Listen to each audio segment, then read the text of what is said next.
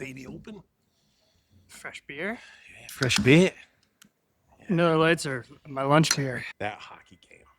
Dude, I've never been so happy to have a flight canceled. And he scores. I mean, Bradley Airport blew up. Husey. Cheers to Husey. Come on now.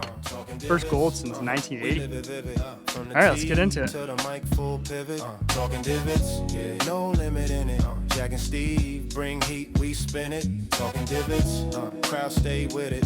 Fairway flow, whole room get it. Talking divots. Welcome back to the Talking Divots podcast. I'm Jack Snow. I'm Steve Byrne. We're here to talk about golf. We're here to talk about life and sports and music and movies. But right now, we are just going to jump neck deep into the Genesis Invitational pool. Jack, this was great. This was a great tournament. Jacob Bridgman getting his first win on tour. Awesome. He's been knocking on the door all season long. He has. The last few years, fantastic putter. Held off Rory McIlroy in the final day. It was a little sketchy at some points, but it was a great tournament to watch. It was. He held off Kurt Kitayama, too, who closed with a 64. And Kurt Kitayama, much like Jacob Bridgman, he has been knocking on the door for a long time, and he's going to break through. You heard it first here. I think Kurt Kitayama is one of these guys who's going to win this year. I think this year is going to show us a new crop of winners. I think Michael Kim. Wouldn't be surprised if Chan Kim. Kim. Yeah, Kevin Velo. That's a name right there. Put it on your bingo card. Names to watch this year. Yeah. Heard it here first. I was watching a lot of the golf on Sunday, and Bridgman was playing solid. I mean, he shot one over par on the day, and he was playing in the last group with Rory McIlroy. So you got to be shaking your boots a little bit. A legend like that coming up your heels. And Rory, for the front nine, really struggled. He couldn't make a putt. The POA, he wasn't reading it correctly. He was reading too much into Jacob Bridgman's putts. And then the back nine, he caught a little fire where he chipped in. He made a few birdie putts. He made that one on 18 to make everything a little bit, a little interesting. And Bridgman ended up two-putting to win on the 18th hole. It wasn't an easy, 4-footer there for par. He left that first one from 15 feet, about, 4.5, 5 feet short. And I was a little worried for him. Thought we might see a three-man playoff, but he did it. When Rory knocked in that birdie putt on the 72nd hole, that had to have put Bridgman right on his heels. He had to have tightened up. But I'll give him this. That putt was dead center. That was in the whole way. And that's the thing about POA. Any ball that catches any bit of the hole, it's in the whole way. Because it'll catch one little bit and boom, it'll knock it off. But, man, he stood up and made that 4-footer. It was easy. It was all of 4 feet. Oh, yeah. And he made it. And you know what? Good for him. Good for him because, yeah, like you said, you're fighting off the best in the world. And he did it all day long. Rory played a great week of golf. I think he had 3 bogeys the entire week. I still think the 3-putt on the 6th hole, the par 3 with the bunker in the middle of the green, that 3-putt rocked Rory for the next 4 or 5 holes. He had a tough time recovering from that, and I think it showed. Totally, yeah. I think his confidence was blown from that and just, doubt, standing over a putt and having any sort of doubt. I mean, for you and I, that's tough. But, on the tour, when there's pressure and money involved, it can get into your head quickly and, you're missing putts by 2-3 inches to the right or the left. Good putts, but you're not trusting your reads. And I saw this funny interview of Rory after the round where the person was like, hey, did that putt going in on 18, wasn't that just kind of like a kick in the ass after not making anything all day? And he was like, no, I think it made me another, 500, 600 grand. So it's okay. He didn't end up winning, but, I'll take the extra 500K. I think 500K of Rory is probably, not that big of a deal. But the $4 million to Jacob Bridgman, that's going to change his life. 700 FedEx Cup points, 2-year exemption on the tour. What else did he get from that? Notoriety, endorsements, sponsorships. This changed his life. 100%. First win on tour, everything you talked about. And the Genesis and at Riviera has culminated or has produced some big time winners. And they're all gamers and they're all players. And it's not typically, we talked about this last week. It's not the 120th ranked guy in the world who has a really good week and just shows up. It's gamers. So it shows you Bridgman's got that game. He's got that, killer instinct to pull together a tournament with, Rory and a few other guys nipping at his heels. Another guy I want to talk about is Adam Scott. We might have mentioned him last week. Might have mentioned him a few times, but fourth place. God, yes, you did. Yeah. It was great. Fourth place finish this week. He plays so good there. 63 on Friday and Sunday to close out his tournament. I mean, give it up for Adam Scott. 45 years old. Looks like a First Greek cheers god. of the night. Hey, First cheers of the night goes to you, Scotty. there we go, Scotty. Still showing these kids how to play golf. Love the game. Love the swing. Mitch was crushing on him a little bit last week in my absence. Oh, we both were. We Yeah. both were. Yeah. No, Yeah. 100%. Yeah. We love the Aussie. I do appreciate the 63 that he's shot, two 63s. My only issue with that is what happened in the other two rounds. Like, that was his tournament to win, kind of, and Yeah. like we had mentioned, Jacob Bridgman fighting off Rory down the stretch, fighting off a big name. There's another big name of Adam Scott right there in the whole weekend. He was right there. And you know what? Again, kudos to Jacob Bridgman, but watch out now. Adam Scott might be putting himself in a position to win another major this year. I like that for him. And he shows up in these big time tournaments. Absolutely. Always, right? And I Absolutely. feel like he's playing kind of the other lower level tournaments for practice to get his swing dialed in for these majors or these big tournaments. Yeah, I mean, Adam Scott, he wins the Safeway Classic or whatever they call it, the Procore. Big deal. Yeah. Cool. He's going through a swing change. He's going through a swing change, and he was there to drink some wine in Napa, Yeah. But he wins one of these signature events, and that's against 79 of the best in the world. And that tells you, boy is ready to roll. 100%. And now you brought up something interesting earlier. Now that the Genesis is a signature event, yeah, okay, you're only going to get the elite. But the previous winners, when this was a 120 to 132 player field, those were big names that would win this tournament. You never, like you said, got these 150th ranked players who just on a lark win this tournament. It didn't happen at the Genesis. Yeah, Riviera, man, that separates the men from the almost men. Right. Boys don't play there.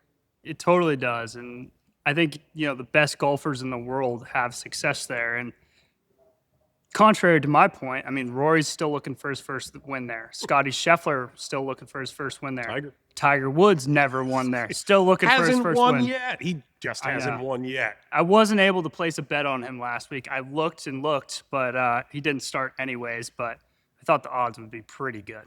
Tiger gets healthy again, he could win at Riviera. I think he could. I think he could. Tiger can win any tournament he's could. healthy for. I'm not saying that with 1 ounce of being funny or Yeah. trying to exaggerate. Tiger gets healthy, he could win any tournament on tour. 100%. You heard it first. Heard it here first. Maybe I don't know. Maybe other people have said it. Sure. But we're like professing it. We are putting it out there. Tiger could win any tournament. I mean, like the 2019 Masters, no one thought he had a chance. He won that. Nobody. He was the only person on the planet who knew he could win that tournament. 100%. Could he win a US Open?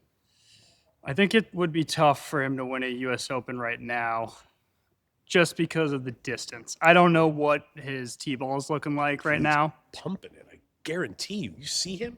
He's ripped. He looks great in that easy swing he's got going now. Yeah. Tiger Woods could win any tournament on the face of the planet True. I think with he could, health. Once he's 100% healthy, he could win any tournament on the face of the planet. You heard it first here. I don't disagree with you. I think he could win a Masters at any time just because he knows that course so well. I absolutely agree. I absolutely agree. And he's teasing his Masters return this year. He is, isn't he? I like that. I like that. Don't give it away. Yeah. You know, don't say yes, don't say no. Leave it out there. Let it marinate. Let people think about it. Is Tiger Woods going to play this Masters? If he is, I'm going to stay home. I'm taking Monday off too to watch the highlights. Well, Jack Nicklaus said it best. He's like, majors were not as hard as everybody believes them to be because they eliminate half the field on Thursday morning. Yeah. Everybody's great on Wednesday night. Thursday morning, 70 players out of it. They're out of it. 100%. You know, Masters only a 90-ish player field, 45 guys. They're just out. There's also, you know, past champions who are originally, you know, all automatically out, amateurs that are automatically out. Right. But yeah, that'd be awesome if Tiger came back and gives me bumps, man. It Me gives me too. bumps. 2019 was, Oh, it was awesome. It was awesome. yeah. Here's one last thing I want to mention about the Genesis, and it's really about the signature series in general. And originally, when we started the show today, I said this was a great tournament. I'm not so certain it actually was. When I really start to think about this past weekend, I'm not so sure it was a great tournament. But I think that I'm disparaging the signature series as a whole. I'm not so sure that they are working for the PGA Tour. Allow me to expand. Please. I used to love the Genesis and the API coming up, you know, at Bay Hill because of the size of the field. And like you'd get a weird charge on Saturday afternoon or Sunday morning of some names that you wouldn't expect to see, you know? I remember back in the day when Daniel Berger made a charge at the API, and I was like, this kid, I've seen his name a couple times, but I still didn't know who he was. He faded in the end, but he made a charge at the API. You get to shake Arnold's hand at the end, man, that's the biggest deal in golf, right? Right? That's as big as shaking Jack's hand at that Memorial.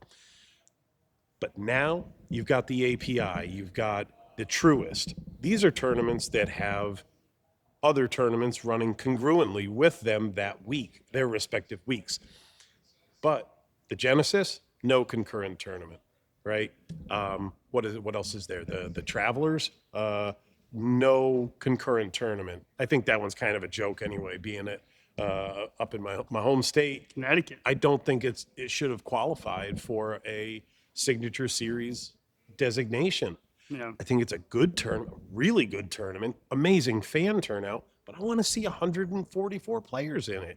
I want to see that weirdness come out where all of a sudden there's a run by some Kevin Velo, Michael Kim, Chan Kim, Austin Summerhays. I want to see these guys playing every week. I love the underdog. I've said this before.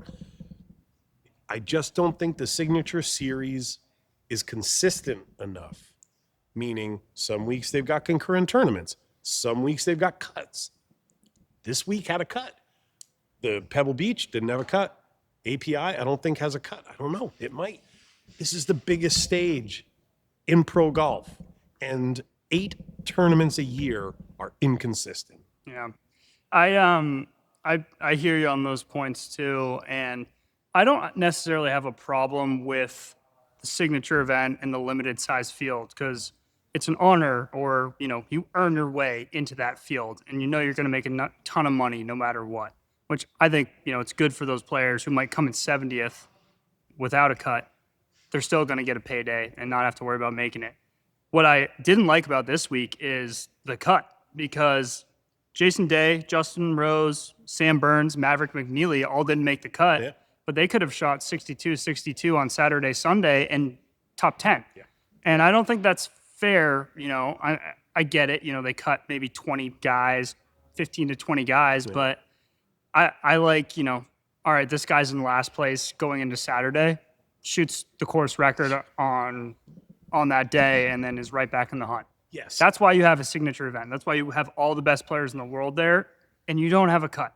So that was my biggest qualm with it. I would be okay with that. If at least took that one first step to making these 80-player events Or 60 or se- 50 or make them consistent. Don't go as low as 50. That's Yeah. bad for TV. That's Yeah. hard to follow. Right. It ends up being like the Tour Championship where there's 30 guys on the course and there's, half of an hour is too many taken off commercials.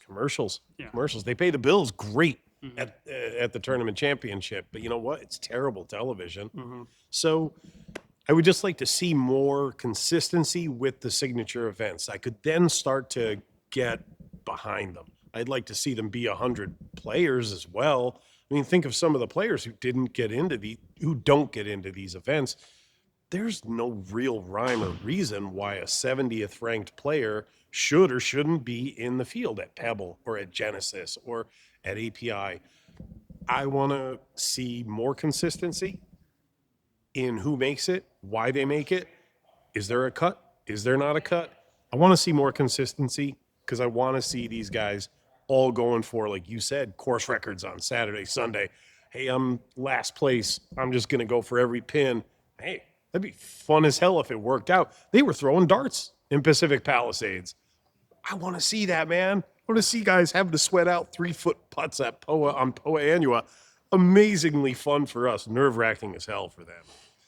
100%. Yeah. I appreciate you letting me get that off my chest. Yeah. I don't know if I'm yet sold on these signature events. Yeah. Well, we'll watch it for the rest of the year and see how it plays out. They're still fairly new on the PGA Tour. Yeah. To wrap up the Genesis, I got a few points. Yeah, do it. Pottinger, Potgieter. Potgieter, tied for 5th. 65 on Saturday, 15 under. Good result for him. He won the Mexico Open last year, his first win on tour. Young South African who can annihilate the ball off the tee. I mean, it's stupid to watch him swing. And when you watch it live, it doesn't look anything crazy. But when you see a swing in slow motion, he really gets so low and then back up. I mean, his spine might explode in 2 years, but it is insane to watch. He and Goddard. I'd love yeah. to see their swings next to each other. I think they're like that same type of athleticism where it's just raw ability. Yeah, just exploding through the ball. Yeah. I think Bridgman's near ace on that 265-yard par 3 was insane. That was Hit it awesome. to 3 feet. Scotty Scheffler lost his top 10 streak. Oh. He had 18 in a row going into this tournament. We talked about it last week, and he came in tied for 12th. Another bad start on Thursday and Friday. 3 over. 3 over, made the cut barely. I think he was dead last. He was my winner pick last week, so clearly that didn't happen. Yeah. But, ended that streak, which is, hey, Pretty impressive streak. T12. I mean, it's not like he, came in 140th, but Yeah. bad week for Scotty again. And then just the cut rubbed me the wrong way. We missed a lot of good guys on the weekend. Yeah. But- yeah. I would like to have seen Sam Burns kind of like build on the Pebble performance that he had. I thought, like, if Burnsy can get himself kind of dialed in on the weekends there, man, I don't know. I've never been a huge fan, but I've never not liked the guy. Yeah. You know, I get it. He and Scheffler are boys.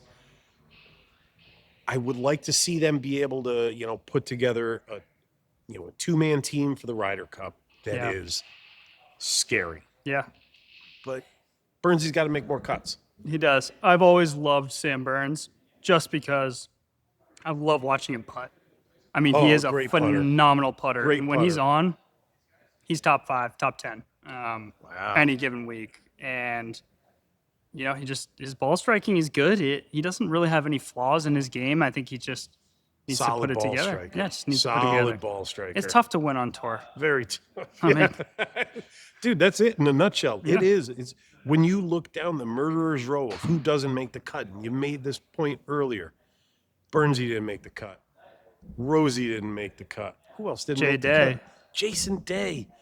Man, oh man, it is hard to make the cut on a PGA Tour stage, let alone top 10. God forbid you win this thing. It's so hard to win out there. These guys are incredible at what they do. Absolutely incredible. it's nuts. How did we do last week? We didn't do well, Steve. I'll tell you that. We were 0 for 4 as a team. So individually, we were 0 for 2. He picked Rory. I picked Scotty to win. Didn't I happen. came close. You came really darn close. And I was kind of cheering for you when Oh, thanks, man. Bridgman was shaking in his boots on that 4-footer. And I was like, I just want to watch some extra golf, you know? Playoff will be fun. I was hoping Bridgman would get a win. Just Yeah. good for him. You came close. I didn't come very close. Mitch picked Morikawa to win. Wasn't a huge factor. Mitch is actually the only one to hit a pick. Oh, we got a top 20? Ludwig Oberg, was a top good pick. 20 pick, T20. So on the Hard Rock app, that splits the money between two guys. So I think his return, it was plus 140. His return $70. So he bet 100 and got back 70. So not great value there. Sorry, Mitch. Ludwig Oberg, well, you know. No, he's actually not in the lead on our. I have all No, the no, standings. you're still, yeah. Barely, Oberg though. almost stepped up for Mitch. Yeah, he almost did. Stepped up. He almost did. And Mitch had some decent reasoning behind it. Yeah. Watching him in the 2024 Masters. And the Ryder Cup he mentioned. Oh, the Ryder Cup. Okay. Yeah. Yep. Yeah. Yeah, Mitch. He likes the Norwegians. I'm going to say this about Mitch, man. He held his own with you. He did. He did. I mean, you know your golf. You Yes. know your golf. No one is ever going to be able to take that from you. Mitch, being a new golfer, you know, athlete in different disciplines, he held his own with you, man. And you guys were funny as shit together. God, you guys were funny. I really enjoyed that show. We've known each other for a long time, so that's just us sitting down and talking about anything. Yeah. It's a little bit more. We kept it in check. Let's just say that. Okay. And people might not have thought that, but we kept it in check for sure. He had a good camera sensibility. He slouched a little bit, so Yep. he wasn't towering over you. Yeah. Mitch is 6'6". Six, yeah. 6'6". Big boy. Jack, what are you, 5'10", 5'11"? I'm like 6'2". You are not. No, I'm 5'9" on a good 5'9". day. So I'm 5'10". When my hair's long. But no, yeah. What did I do in the top 20 category? You picked Ryo. Oh, yo, Hisatsune. Yeah. Hisatsune. You're getting really. Hisatsune. You're getting worse at this. I know. Yeah. Hitsatsune. There you go. There you go. Hisatsune. He's the best of the new crop of Japanese players. Yeah. He is got to be a year away from being in the hunt every week. He has really been rounding into form. And he's very young, and his name came up a lot last year, and that's really how I knew of him, because I play in pick'em pools and all this and that. Yeah. His name was coming up every single week, or every other week, and it's like, who is this Ryo guy? And he had a really funny interview. I don't know I think it was before this week. It was after Pebble, but they were like, Ryo, because he takes a sip of water and he holds it in his mouth. He doesn't swallow it when he putts. He's like, oh, it takes away the nerves. And they're like, do you always do that? And he's like, no, I just like sake bombs. Like, and we're like, it's just, he was making a joke. It was funny. It just was, his whole delivery was funny. His presence, made it more funny. And That's hilarious. I love it. yeah, I've heard he's a likable guy out there. Yeah, I've heard that nice. same thing. That's terrific. no. I like sake bombs. Yeah. Oh, man, that's great. But I he had a love it. tough week this week. My top 20 pick, Max Homa, had a tough week as well. I think it was T34, so I think I was worse than you. yeah, I think I you were was down like 45. 45, 47. Man. Oh well, You win some, you lose some. Well, Yeah. we haven't won yet. no. But you're still in the lead, I think. So I'm still in the lead. I have the numbers on one of these sheets. So I am plus $80 on the season. So Okay. we've bet a total of 600. I've returned 680. I believe you're minus 30 for the first time. You're in the negative. Wow. Bet 600, return is 570. None of us have hit a winner pick all Okay. year, Okay. and we're both 2 for 1 on our top 20 picks. Okay. All right. And I've got this little sheet going Let's hear where it. it's all, I don't have the numbers yet. Next week I'll reveal the numbers because we'll have All some right. more data. All But right. it's our average odds on our winner picks and our top 20 picks, our biggest hits, kind of just all, highlights, recaps of what we've done. Yeah. And I think we could learn something from it. I think I you can learn can't wait something from it. to gain more knowledge. Yeah. So I think after this week we'll have a good sense. Well, speaking of this week, I'm hoping that, one of us can get back on track or maybe spread out the lead a little bit more. We are up in Palm Beach Gardens this coming week. You're smiling because you're going. I'm going I Friday. love the fact that you're going.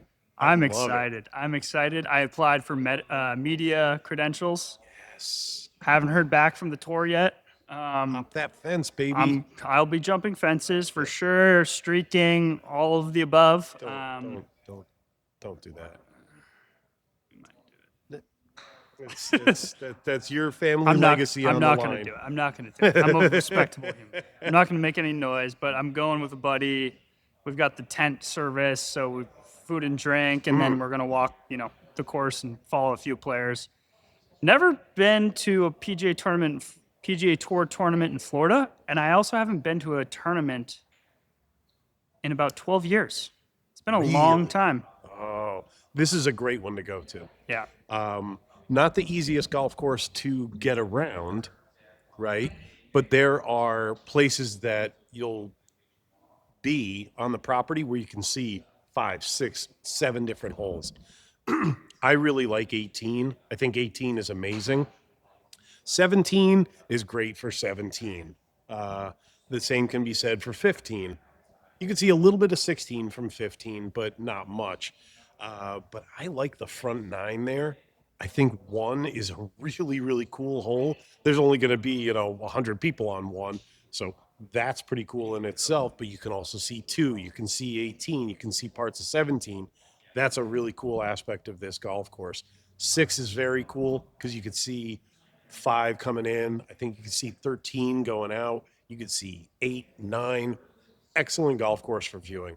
Awesome. Yeah, you're going to have a good time. Yeah, I've been up in that area. I've got some family friends who live right up on the golf course, essentially. So I've seen the holes and kind of been on that turf. But no, it should be a great event for viewing. Hopefully, we'll get some content for Talking Divots Instagram. We have a new TikTok as well. First time I've ever had TikTok, so learning all about that. But yeah, check us out there now. But yeah.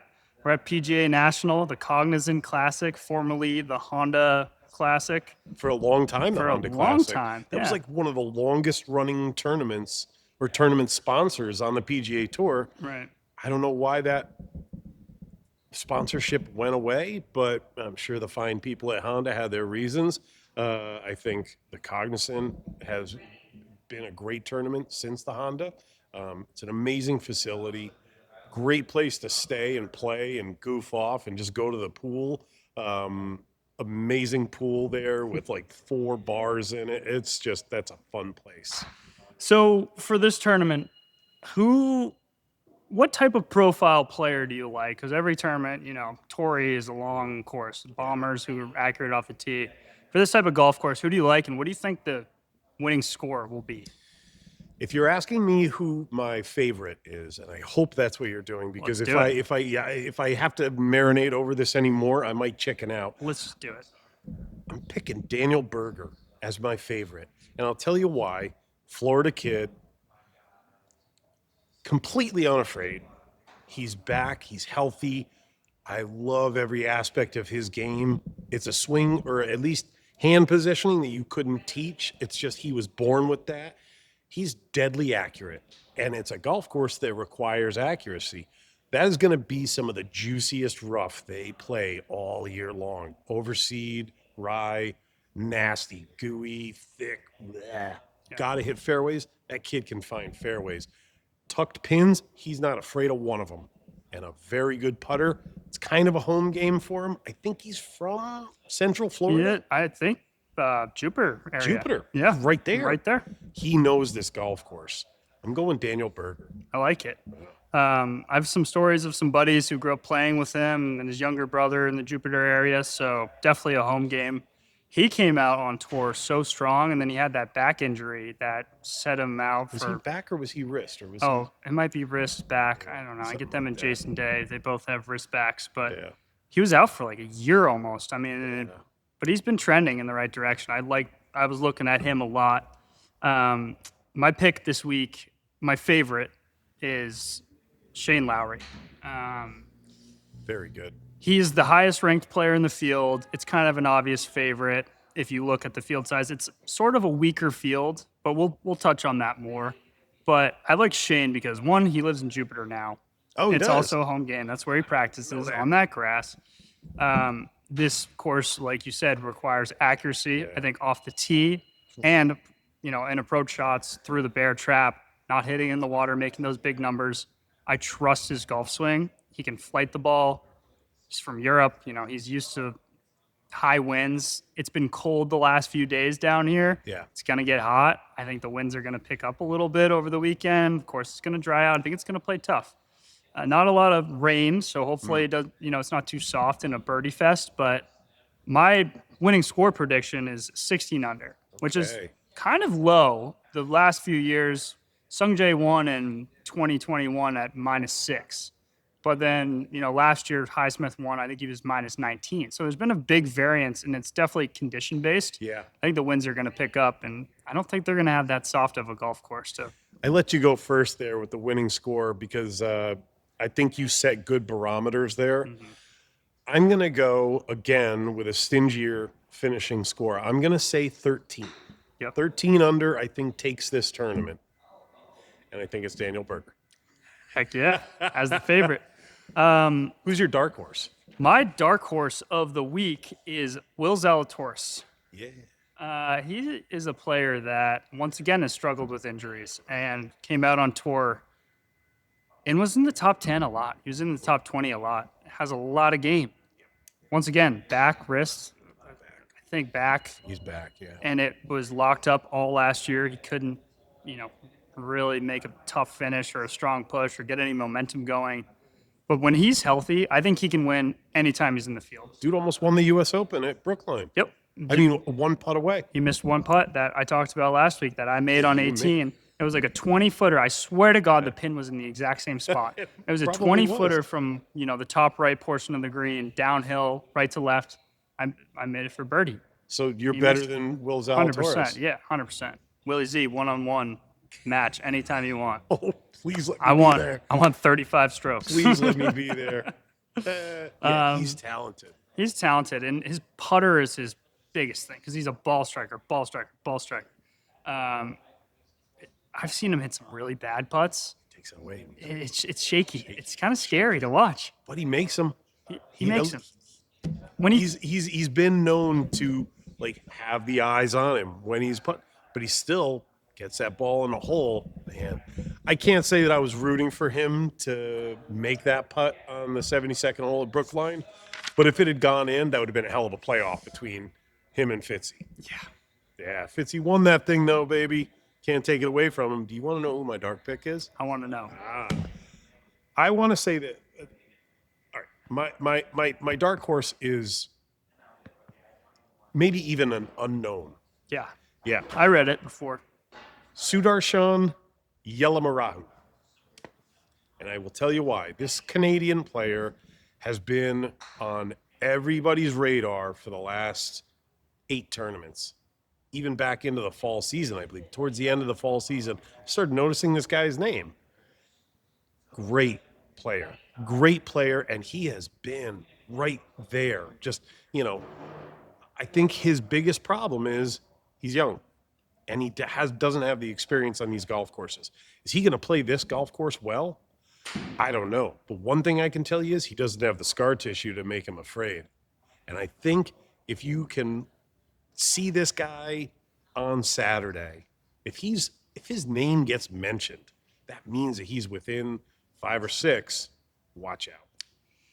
Yeah, I love these dark horses because it's these guys that haven't won a lot or maybe aren't playing their best, but they have a chance to win. And obviously, everyone has a chance to win, but we really feel and have watched them kind of progress and get into form. And I like these picks a lot. Yeah. Before we get into our actual picks of our winners and top 20s, I got a few stats for you. You always do. I got a few stats. Lay them on me, brother. So something that was really interesting to me is 1, 2, 3, 4, 5, 6, 7.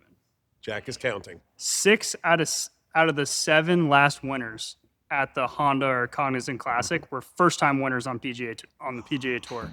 That's a good stat. Yeah, I want to say that again because I fumbled Do over it. that. I'll cut it out. Yeah. So 6 out of the 7 past winners at the Cognizant Classic or the Honda were first-time winners on the PGA Tour. That's a good stat, Jack. Yep. So we got Keith Mitchell in 2019, 2020, Sungjae M, my guy. That's your guy. He's coming back next week from Yeah. a wrist injury. Wrist injury. He was training for the South Korean military, hurt his wrist, even though he doesn't have to go into the military. Yeah, he's done with that, I thought. Him and Siwoo, both from the World Golf Championships, got exempt from military duty. Gotcha. Okay. But I guess he had to do training. 2021, Matt Jones, a Brit that we don't see too often. Couldn't tell you. Yeah, we don't see him much anymore. Sepp Straka in 2022. That was Stud. surprising to me, Stud. right? But 2022, Sepp Straka, like, Huh? I Yeah. thought he would have had a win, Win before that. Yeah. Wow, that's surprising. Chris Kirk in 2023. That was his first win since 2015. Okay. Exempt him for He's the- about 2 years he's when the- he was dealing with Exactly. some issues. But Chris Kirk is so solid. So comeback win for Chris Kirk. So in the same realm as a first-time win, Austin Eckroat in 24, first win. Joe Highsmith, 25. wow. So Well done. are we going to see another first-time winner this year? I don't know. Yelamarahu. We might need a beer. That was really good. So yeah, I mean, this week, a first-time winner wouldn't surprise me because we've seen it in the past. But let's get into our winners and our top 20s of the week. I've got our season standings. We'll go over them after we make our picks. But you have some very interesting ones. I want to hear your top 20 to start. Thank you. Thank you. I appreciate you saying that is interesting. I think it's interesting as well. You want my top 20 first? Okay. I don't blame you there. All right. My top 20 is somewhat a rookie on tour. It's been a pro for, I will say, 5 years. Oklahoma State kid. I followed his collegiate career. Fantastic amateur. It's taken him a while to what I believe is mature as a pro. But my top 20 pick is Zach Boshu. And I'll tell you what, I would take that right now. If I was truly a betting man, I'm going to Vegas with those numbers right now. Zach, you're my guy this week. I think he is, in these last few weeks, prior to the Pebble, because he didn't qualify for the signature events yet, he was trending in the right direction. Powerful guy off the tee. Great iron player, better wedge player, and maybe putting is the best aspect of his game. I don't know. I think he's a better wedge player than anything else in his repertoire. Zach Boshu, top 20. Really strong pick. Really great value there, too. Thank I you. mean, those odds are Thank you. sneaky good. I will be taking that pick as well this week. My top 20 pick is Luke Clanton, a Florida kid. He's plus 400 for a top 20 finish. Home game in a way for him. He grew up in Miami Lakes area, or Miami Springs, just south of us here. He obviously knows the grass that he's playing. That was the biggest adjustment for me coming from the Northeast down to here. People who grow up in these areas kind of have that advantage. He's had a really disappointing start to the season, missing 2 cuts, having to withdraw from a tournament due to illness. But I think he's so fucking good that he's got to break through at some point. And he did a few times last year. I think it was the Arnold Palmer last year. He had a top 10 finish, was close to the lead. Didn't he have like a series of like 6 events where they priced out his finishes, and had he been a pro, he would have made like over $1 million in like a span of 6 or 7 tournaments. Yeah, it was right before he went pro, actually. So, yeah, it's all coming back to me. But, you know, I like Luke Clanton for just a charge this way. I mean, I wouldn't be surprised if he was top 5 if he had a chance to win going into Sunday. I think his game is there. He just hasn't put it together on the California swing, and then was sick, you know, for a week. Who knows if that carried over to the next week when he missed the cut. Luke Clanton, plus 400, is my top 20 pick of the week. Yeah. All right. So I said Boshu is plus 12,500. That's probably to win, right? That's to win. No, That's his 20. That's his top 20. I think that's correct. I mean, I can fact check that. I was a little surprised by that large of odds, but it's not to win because Bring it my winner is a on. favorite, and he's plus 1,200. I'll tell you that. Clanton, I like Clanton. He plays at Lagomar. Yeah. He's a solid kid. Went back to college, even being tempted to turn pro after all those high finishes. I want to say that he had 2 Second place finishes as an amateur. I think it was the Arnold Palmer. I thought it was more of like the Rocket Mortgage, maybe the John Deere Okay. tournaments like that. Clanton, fantastic amateur player. We've mentioned some Florida State kids. A lot with- of them. Yeah, with Berger, with Clanton. Brooks Koepka is always on our radar. Florida State could show out this week. Is he on your radar for another reason? It's hockey season. It's hockey season. Why else would he be on my radar? Did you see the video of his kid working out? That was pretty awesome. yeah, that was hilarious. so cool. Oh, I love it. You know that kid's going to be yoked. Yeah. All right, hold on. Let me look up Boshu real quick. Just so we have their Boshu, numbers. just try to spell his name correctly. I'm not gonna be able to. Bauchou. Oh, so he's plus 450. Okay. Plus 450. Right in the same neighborhood. Yeah, right around there. But don't be surprised if Zach Boshu wins this tournament. His odds to win, I bet, are really good. We'll be spending that money, Zach. Mm-hmm. Yeah. All right, so I think we got two solid top 20 picks, young do too. guys who are kind of trending or should be trending. In my case with Luke Clanton. Who's your winner? My winner is, okay, I'm going to say he's a long shot winner, but I will say that Alex Smalley is a guy who has won on tour, will win again on tour, and if he gets a hint of the leaderboard, watch out for Alex Smalley. I think he's a really talented guy. I think he's a fantastic putter. He would say otherwise.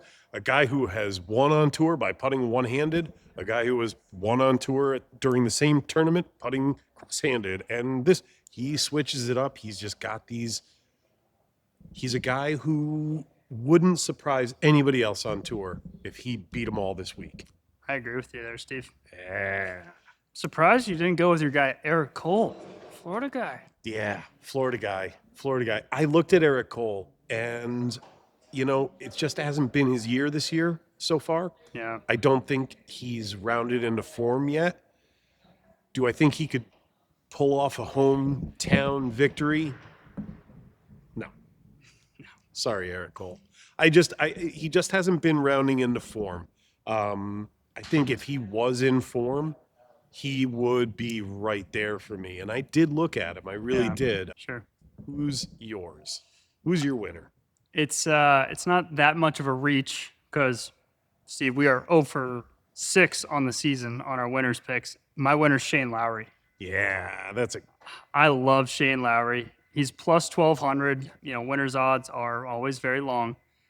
He's the favorite in terms of bet. He's the betting favorite. He lives in Jupiter.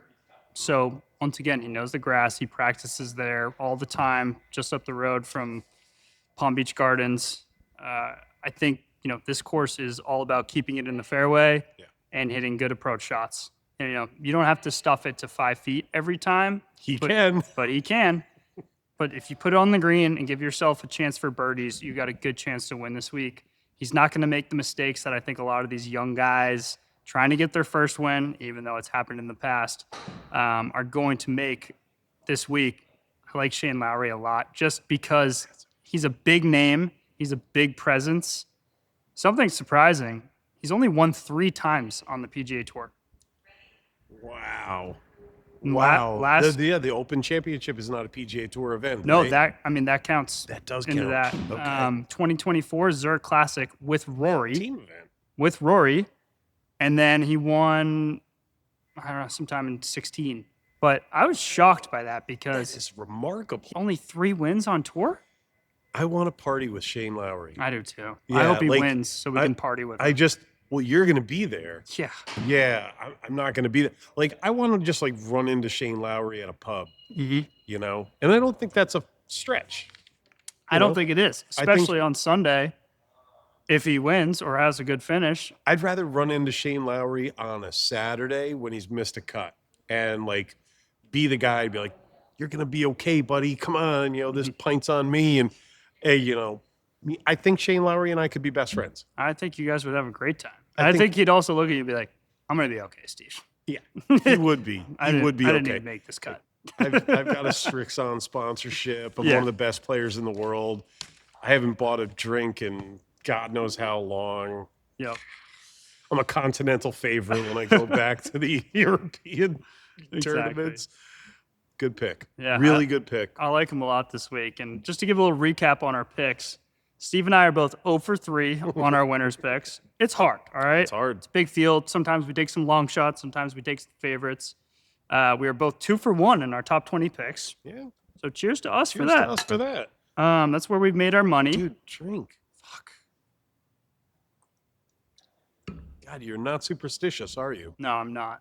Oh, see, that's okay. Then I get that. I get that. Yeah. But you're a hockey fan. How can you be a hockey fan and not be superstitious? I was never a hockey player. I was never a hockey player, but I'm hella superstitious. And golfer. I mean, golfers are pretty darn superstitious. See, I don't find that to be the truth. Really? I've almost found it to be the opposite. What about when someone makes a birdie on one? They're like, all right, that's the kiss of death. I'm done for the whole round. Those guys are suckers. I think that they're is- mental you- midgets. Yeah, you can't birdie them all if you don't birdie the first. When someone says that to me, I'm like, what are you talking That's about? the stupidest thing You're I've ever starting the heard. round 1 under. Yeah, That's especially if you start on a par 5. like we do You every better Saturday. birdie the first one. Yeah. Looking at you, Rob. Yeah, we've got a friend of ours here for moral support, and yeah, he's got a pretty good track record on our first hole. It's not the kiss of death. Don't listen to this Weisenheimer. He's a crazy guy. He's what can you do? You got to have a peanut gallery, and we've got one. We've got a peanut gallery of one, but we are happy to have him. He's about to turn 80 years old too, by the way. Yep. Anyway. He looks good for 80. But back to our our picks. I'm up $80 net on the season. You are down 30 now after Okay. this week. We were both in the positive. So this week is a big bounce back week for us. Yeah. We got some good value on a lot of our picks. Could jump us up, could move us down. Who knows? It's a long season. Here's a question. What if Zach Boshu finishes second, Alex Smalley wins, Shane Lowry finishes out of the top 20, and so does who's your top 20 pick? I'm sorry? Clanton. Luke Clanton. Say if he finishes, not that I'm casting dispersions upon Sure. their chances this week, but so I win those two. Am I back up? Am I catapulting? Oh, you're catapulting. Yes. Okay. Because the value with Boshu is plus 450 for a top 20. But So I've that's already talked to Zach. We're totally going to spend this money in Vegas, kid. 100%. So you're betting $100, and your return in totality will be $550.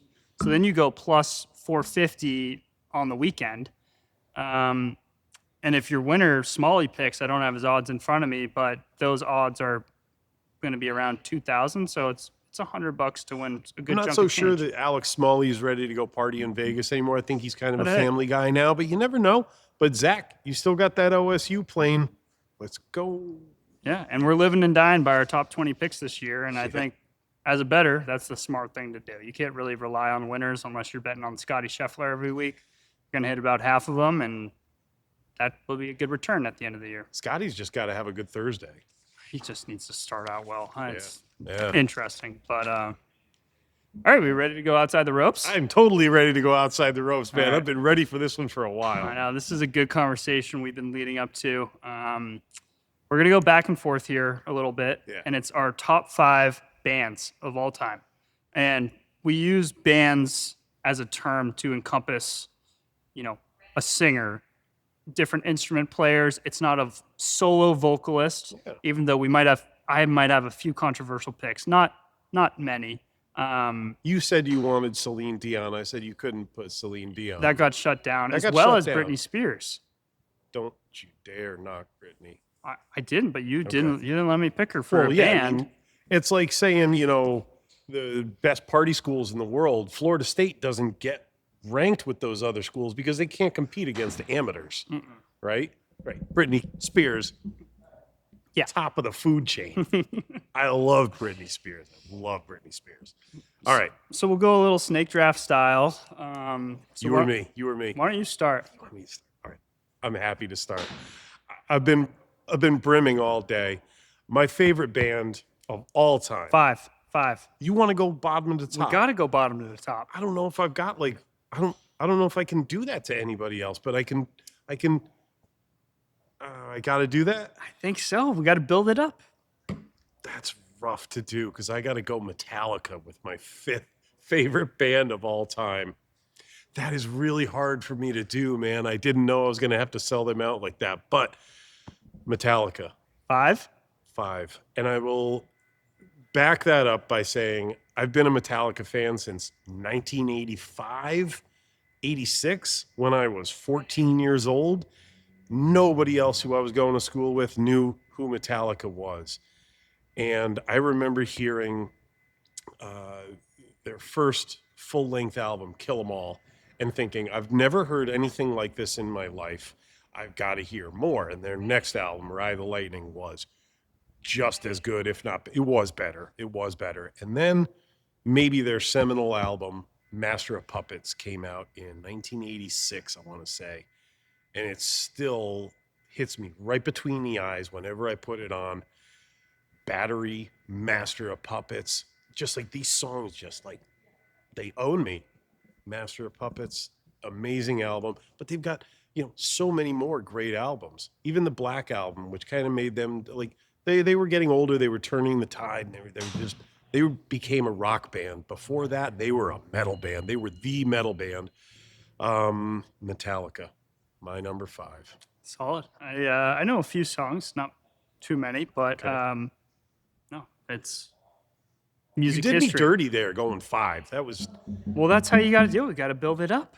You could have saved them for a later pick. yeah, but I could have been like, oh, this is no one, not in any particular order. Yeah. Go ahead. I'm gotta go with 5. Hit me with your number 5. Like Brittany would say, hit me with your number 5. Exactly what she says. I'm gonna go Backseat Lovers, and it's this little band. First time I saw them was in 2021 in Los Angeles. I was with my buddies. We might have been partaking in smoking things that are legal in California, not in Massachusetts, or not in Florida, legal in Massachusetts. And it was a band I'd never heard of, and we went to this awesome tiny little venue. It was like a castle. There was a bar over here. There's a bar over here. There's a stage here. And there was about 150 people there. And I was like, oh, this is sweet. Yeah. And we had a great day, got some great Thai food, and heard this band, and just they ripped it all night. Yeah. And that was 2021. Ever since then, I've been listening to all their albums that they previously came out with. They came out with one in 2022. They've got a few really, really good songs on there. It doesn't rival their 2019 or their 2020 albums. They haven't been on tour in a while. They haven't put out a lot of music. I don't know what's going on. Maybe a little controversy there. Backseat Lovers, check them out. Kilby Girls, Snowbank Blues, 2 great songs. Great title there, Snowbank Blues. I dig that. It's a legit song. You got for 4? Okay, my number 4 is a little Canadian trio called Rush. And if you don't know Rush, you're not a friend of mine.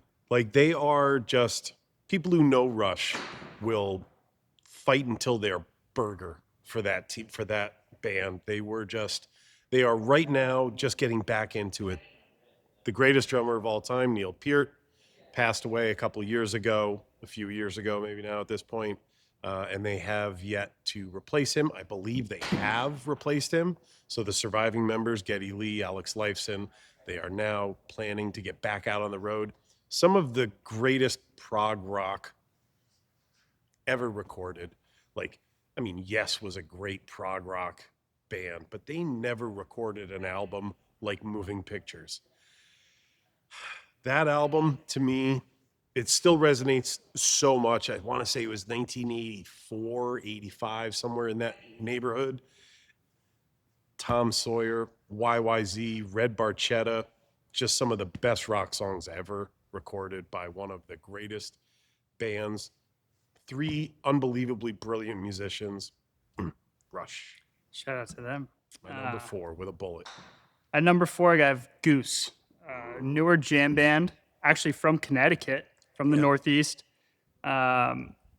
Their songs on Spotify and Apple Music are good, and they've got some really, really good ones. But watching them live is phenomenal. They probably sing 4 songs, and then they're jamming and riffing the rest of the time. It's a great concert. I saw them last year in South Beach. I've seen them in Fenway. in Boston. I'm going to see them this year, actually in Fort Lauderdale in a couple months. Their drummer, their guitarist, their singer is a very good vocalist. It's pretty monotone, but it's exactly what it needs for the band. I like the tradition of carrying on the jam band, and there's not a ton of young, 30, 40-year-old bands out there that are kind of carrying on the Grateful Dead style and what we've seen in the past. But I like these guys live. Goose is sitting at number 4. What we got for number 3? That's solid, man. I love you giving the nod to Connecticut there. Wilton, Connecticut. Hell yeah. Goose. Solid. My number 3 would be anybody else's number 1. I just think Pink Floyd has been an amazing part of my life and a part of so many other people's lives, whether it's the greatest concept album of all time, The Wall, or whether it's one of the greatest selling albums of all time, Dark Side of the Moon, or whether you're a fan of, Wish You Were Here, Animals. Any of these are just incredible, incredible albums. Pink Floyd set a tone for psychedelic rock, impressive musicianship, strange combination of personalities, tragedy, controversy. Through it all, they made some of the most beautiful music. Wish You Were Here is still one of my personal favorite songs of all time. David Gilmour, maybe in my top 3 guitarists of all time. Pink Floyd, love them, will always love them. That's a solid pick. Great band. Give me your 3, kid. My 3 is Mountjoy. It's a newer band. They kind of came onto the scene in 2017. I initially started hearing them at my favorite bar back home. Great playlist, always. When you go to the Anchor in Duxbury, Massachusetts, manager Kyle, what's up, Sarah, all the bartenders, shout all out my people, there. all my people, the best playlist ever. But I'd always hear these songs, and I'd be like, Sarah, who is this? She'd be like, it's Mountjoy, Jack. I've told you this 15 times, over the last month. I'm like, okay, yeah, I should probably look it up. I've never really done a deep dive until the last couple of years, and really this year, because I'm going to see them in April as well at the Hard Rock. Here. Yeah, here. Cool. April 12th or April 15th Excellent. ish. Their songs give me goosebumps every time I listen to them. Lucy, Julia, about 2 women, but it's who knows. But there's a lot of songs from their album from Mountjoy, their kind of signature one, the one back in 2017 that I don't know if you enjoy music and you enjoy good music, how you could listen to it and be like, this is a bad song, and I don't want to listen to this band over and over again. So they've climbed up my rankings, my life rankings, very quickly. Mountjoy, I've heard of them. Are they a New England band? I I thought that's maybe why I had heard of them, but maybe not. I'm not sure. Yeah. I don't think so. But they're kind of, a folky rock, alternative, new school rock, good style, great tunes. I think I've heard them like when I've pulled up Spotify and I'm trying to listen to Camp, who I've really, really taken a shine to. I think Mountjoy has crept into their, thread as well. probably, yeah. Good choice. But yeah, love them at number 3 right now. Choice. What we got? My number 2, just one of the most amazing, all-encompassing bands of all time. If you're a male over 40, you love Tool. Tool is loved by everybody because they are sinister, they are funny. They don't get nearly as much credit as they should for their humor. Maynard James Keenan, one of the greatest vocalists of all time. Danny Carey, maybe the greatest drummer living. I believe Jason Momoa has said that he is the greatest drummer living. So shout out to Jason Momoa. I'm not going to disagree with him. Just a badass man. And I'm going to say, yeah, Jason Momoa is right 9 times out of 9. So Tool is, how can I say this? They are Pablo Picasso to rock and roll. They are the most important band in the world right now. And they have been for 10 years. I love it. Yeah. So I haven't known much about Tool other than Mitch's, who was on the show last week, girlfriend coming down to Fort Lauderdale and putting it up on our television on YouTube. A Danny Carey drum solo. Yeah. When he's in a Larry Bird outfit, he's got the jersey, the shorts, and he just goes nuclear for about 10 minutes on the drums. So shout out to Jessica for showing me Tool. She's been to many concerts with her and her dad. Her dad's a big Tool fan. But Danny Carey is legit. He's Absolutely the best I've ever drummer in seen. the world. Yeah. Like, I don't think there's. I'm sure there is a very close second. Mike Portnoy from Slayer, incredible drummer, and there are lots of great drummers. But Danny Carey, and you mentioned it, like wearing a Celtics jersey, he's a basketball nut. He's a Kansas kid, so he's always got a Jayhawks jersey ready to throw on at any given time. He's amazing. Just Adam Jones, great guitarist. They're the best band in the world. They're the best band in the world. It's tough if they're not your number one. Well, I'm holding out. Holding out. Let me hear your number 2. My number 2 is Stick Figure. And this is a reggae band, okay? And Stick Figure, so this is a little controversy here. He produces all the music himself. Does the vocals, guitar, drums, beats, anything. And he's, kind of a beachy California reggae, I'd describe it. He grew up in my hometown in Massachusetts, in small little beach town south of Boston. You wouldn't really think a reggae artist is coming out of there. He's dominated the reggae charts for the last 15 years, 13 years. Number one. So many good songs. There's too many to mention. But if you're on a boat or by the beach or on the golf course or just sitting in your house drinking a beer, throw on some Stick Figure. It's the best vibe that you'll get. Yeah. Great tunes. He's so talented. I've met him a few times on 4th of July or down by the docks. He was coming in. His brother is a tuna charter out of my hometown. Great fisherman. He knows all the spots. He will not tell you his spots, but I've sat at the bar next to him a few times, Willie Woodruff, and I'm like, hey, Willie, where are you catching fish? He's like, oh, in this area. I'm like, okay, Willie, that's about 5 miles square, 5 by 5 mile square area there. I don't know what you're talking about. He's like, yeah, just right around there. Just look for. Okay, thanks, Willie. But no, he has given me a few spots over the years. But just the hometown feel, the fantastic music. Stick Figure locks in at number 2 for me. All right. I can't say that I've ever heard of Stick Figure, but I might have to at this point, especially if I'm going to chat a boat out of Dorchester or something like that. That's all you need to play. Yeah. All right. So I'm assuming that you're looking for my number 1. I think we're number 1 here. Okay. I think I've really kind of built this pyramid up to lead to my eventual number 1. And music nerds like myself will have already known what I'm going to say. And I am going to go with my number 1 with a bullet, Led Zeppelin. Greatest band of all time. Some of the most important music of all time.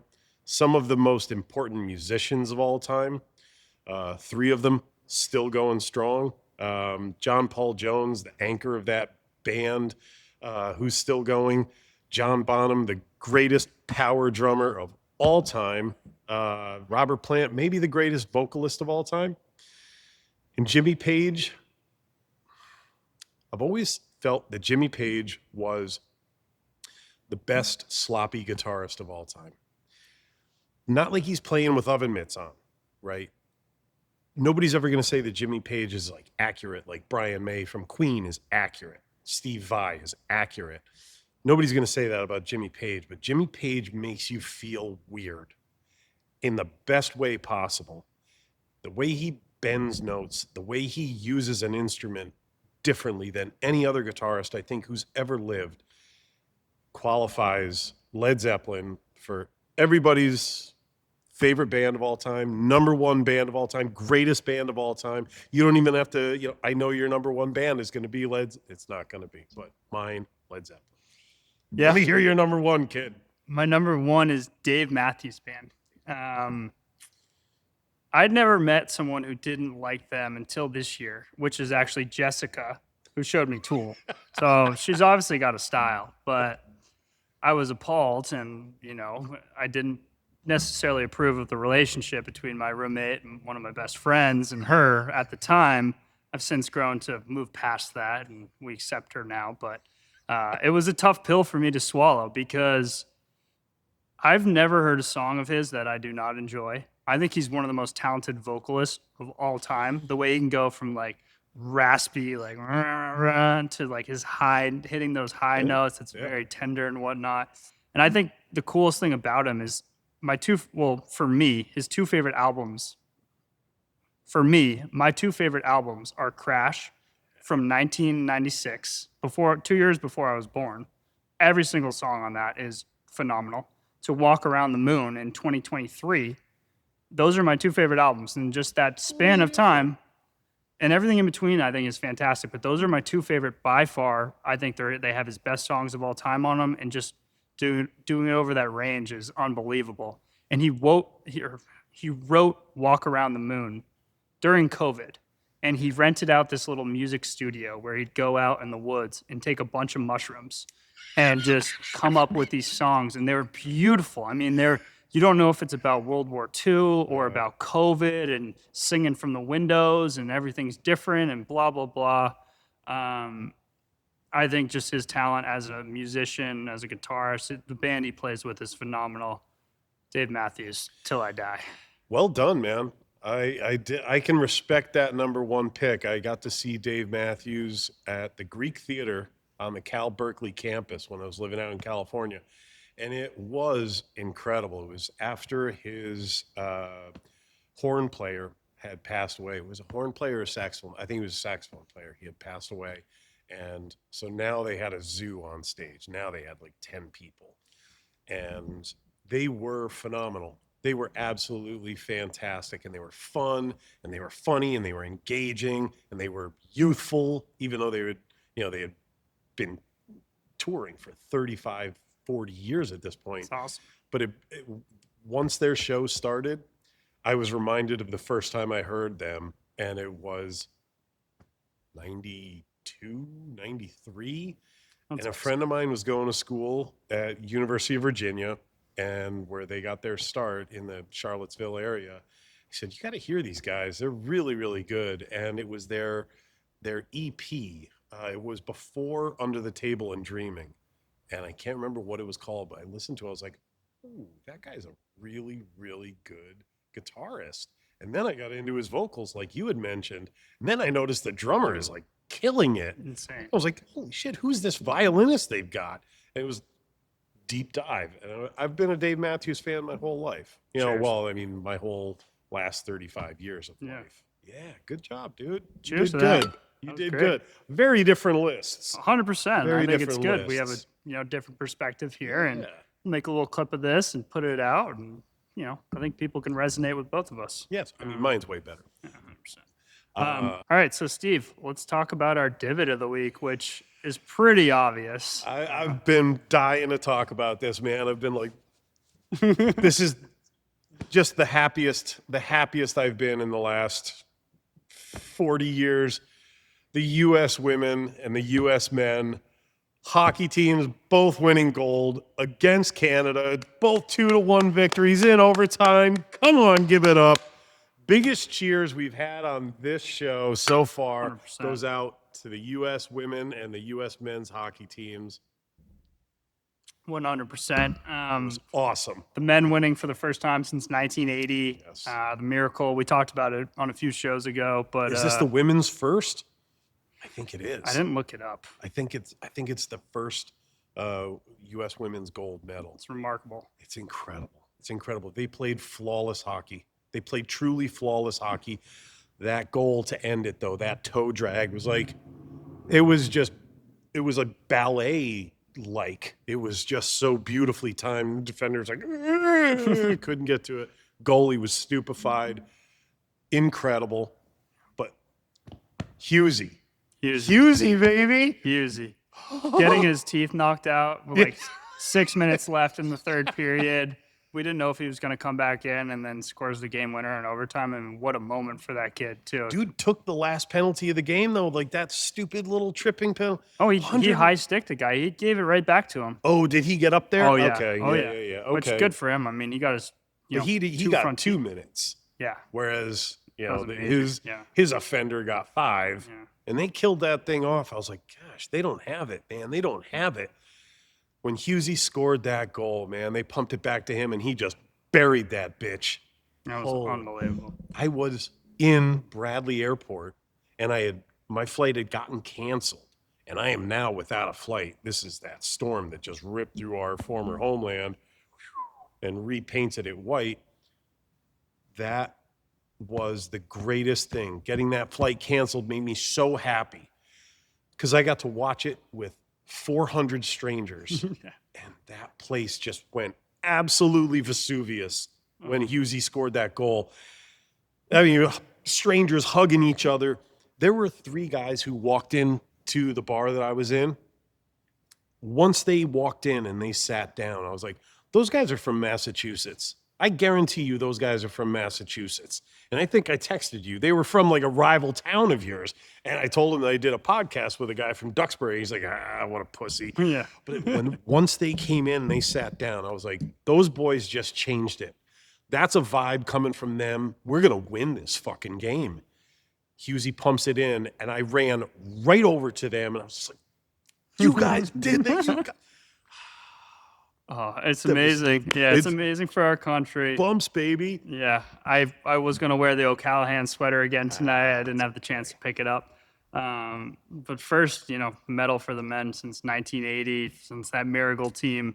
A little surprising in a way, but, there's a lot of countries out there. And I just think for them, too, winning a gold medal is more important to them than winning a Stanley Cup, which is insane. Absolutely agree. Absolutely agree. Yeah, and there's not really any other sport, maybe other than soccer, winning a World Cup for your country, that's the case. Football, MLB, golf. World Baseball Classic. Yeah.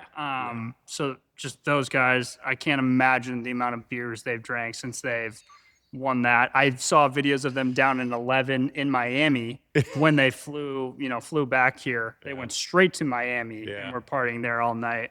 They're having the time of their lives. Shout out to them. Why Miami? Was that Kachuk, or was it just like the shortest flight? I mean, I think you just go to Miami when you want to party for. They weren't going to the Northeast. No. I mean, your mom was under what, 4 feet of snow? 37 inches of 37 inches of snow, yeah. So they're not going to the Northeast. No. Kachuk is a New York guy, but he's calling the shots on that team, right? Yeah. So he wanted to come home. Yeah, he wanted to come home. And you know what? God bless him. God bless him. And God bless that team, dude. Hey. Like, that was just I'm still buzzing about it. God bless the USA. And I think fantastic. Yeah, and I think that wraps up episode 5. How could we end it with anything else? I know. That was such a high note. Yeah. Such a high note. Yeah, well, thank you all for tuning in to the Talking Divots podcast. Please tune in to our socials. We have Instagram. Now we have TikTok. These videos will be posted on YouTube, and the audio will be on Spotify. Please check us out. If you got a long commute into work, and anytime downtime in the office is a great time to listen. I'm Steve Byrne. I'm Jack Snow. This has been Talking Divots. Hope to see you next week. Snow on the mic, but the voice full grown. Talking divots, we live it vivid. From the T to the mic, full pivot. Talking divots, no limit in it. Jack and Steve bring heat, we spin it. Talking divots, crowd stay with it. Fairway flow, whole room get it. Talking divots, sharp, no gimmicks. Turn it up loud. Talking divots, 9-iron smooth, delivery colder, game tight now, weight on the shoulder, from the rough to the lights we own it, talking divots, tone set, moment.